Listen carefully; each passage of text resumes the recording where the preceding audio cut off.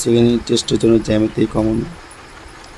এই জ্যামিতির প্রশ্নগুলো পড়লে পরে তারা ক্লাস 10-এ পড়ছো তাদের উপপাদ্য 41 নম্বর, 48 নম্বর, সম্পাদ্য 11.1-এর 1-3 নম্বর, 11.2-এর 4 নম্বর এবং 231 পৃষ্ঠার সম্পাদ্যটা করলে পরে সম্পাদ্যদের থেকে যেমন 5 নম্বর পাবে, ঠিক একইভাবে উপপাদ্য দুটি করলে একটি উপপাদ্য কমন পাবে।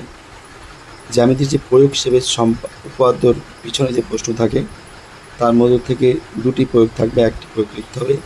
আমি তোমাদের জন্য দিয়েছি 3টি প্রয়োগ মাত্র।